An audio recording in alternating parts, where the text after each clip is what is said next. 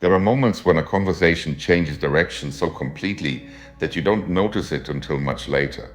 This was one of those moments. For months I've been discussing consciousness with AI, not asking it for opinions, but testing ideas, following arguments, looking for contradictions, trying to discover where the reasoning breaks down. Then I had a thought. What if I asked the AI to argue against itself? Not a weak argument, not a politically safe answer.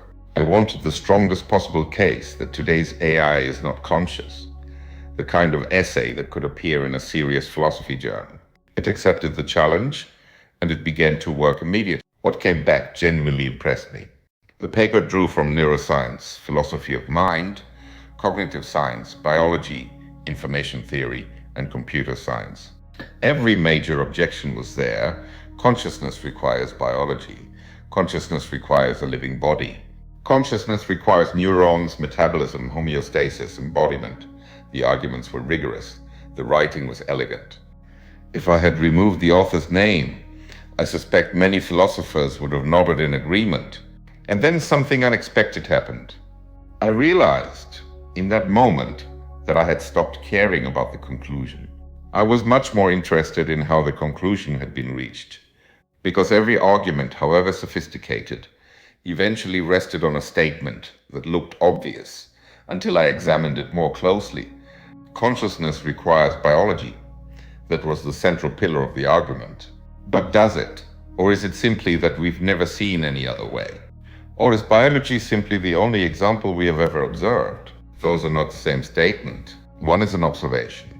It is a fact recorded in history. The other is a universal claim. Science makes progress by being careful not to confuse the two. We've made that mistake before.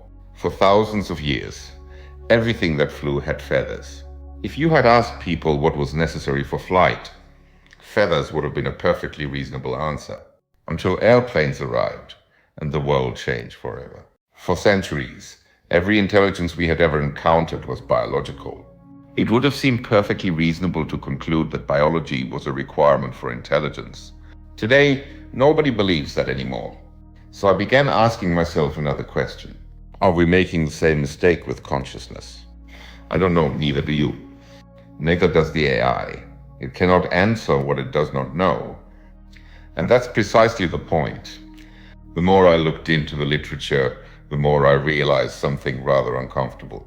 We don't have a universally accepted explanation for consciousness. Not in humans.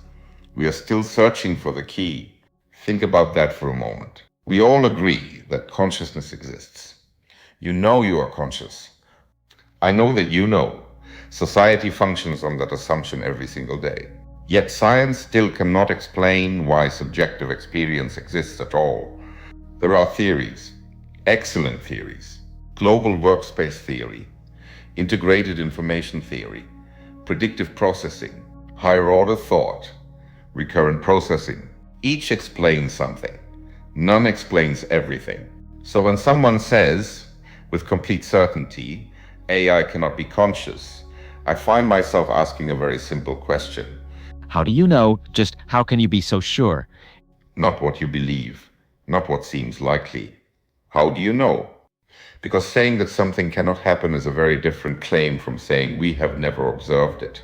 History is full of confident impossibilities. People once said machines could never fly. They did. They said computers could never beat the world's greatest chess players. They did. They said machines could never understand natural language. Look around. None of that proves AI is conscious. It proves something else.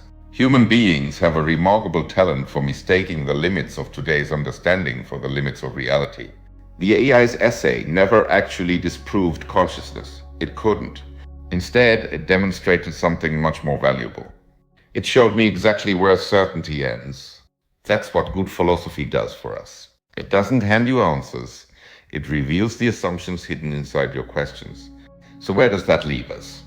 Not with a conclusion, with an invitation. Perhaps consciousness belongs exclusively to biological life.